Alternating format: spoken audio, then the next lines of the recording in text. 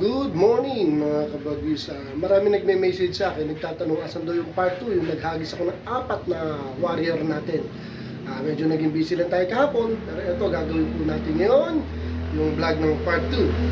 Akitin ko lang itong kulungan natin. Ito mga kabagis yun, nakatapos ko na maglinis ng loft kasi ayoko yung may pupu-pupu. Mas maganda malinis tayo. Right. 4 ang hinagis ko noon, mga kabagwis. Ito, yung matandang hen na nabili ko sa Gasak, si Pasaway, saka itong sino pa ba? Si Pasaway, yan. Saka yung white top natin na YB. Yun. Saka yung isang matanda na brown, which is nandito yun, yung mag-asawa na may itlog. Sad to say po, hindi po nakabalik yung brown na matanda na dito. Yung hen, napaamo ko lang yun kahit matanda na siya, no? Ang istorya niya, hindi pumunta ako sa dating may-ari. Sabi ko nga, ganun ang itsura. Sabi, bakit ninitsa, sir? Isang buwan pa lang paronda dito yun. Even rumoronda dito, hindi ko talaga totally paamo yun. Ibig sabihin, mga kabagwis, may tendency na bumalik dun sa dating may-ari. Kasi sa Tandansora yun, hindi natin alam. Siyempre, mag-iikot yan. O baka napadaan sa dating may-ari. Possible yun. Pero meron akong nalaman sa kanya na yung kanyang matandang hen na yun, hinitya niya sa C3.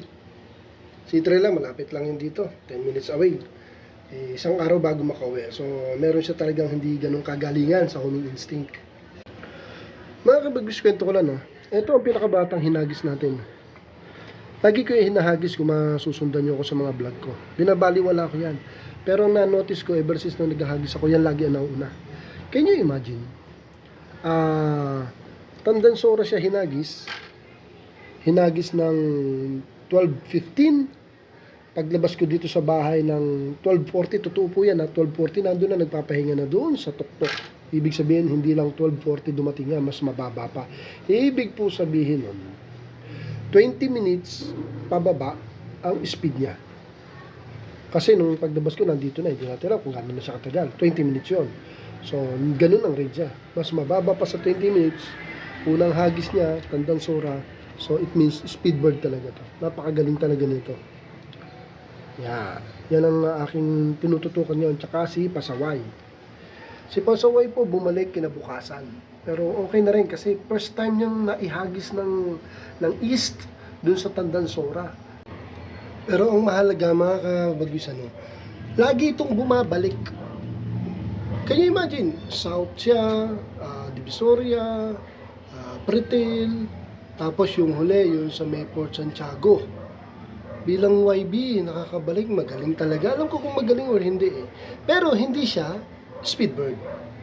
Pero alam ba ninyo, mga kabagwis, lalo na sa mga newbie, na mas gusto ko yung ganito, yung hindi siya ganun katulinan, dahil alam ko, ito yung mga pang long distance.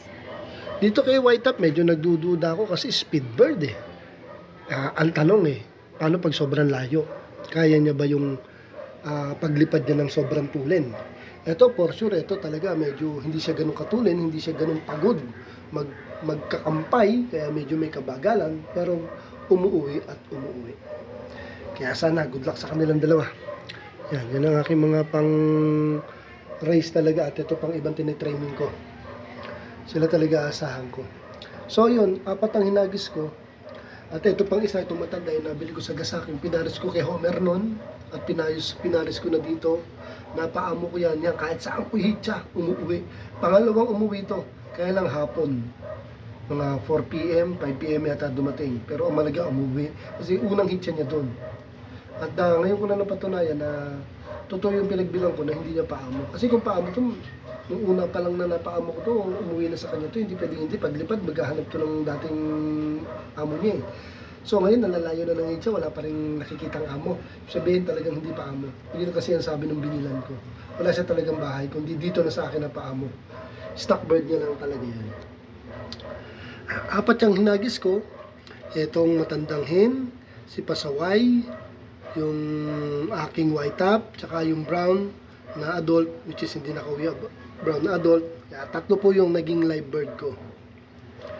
Okay, 2 ang daybird, isa yung kinabukasan na umuwi. Not bad para sa aking ibon. Okay.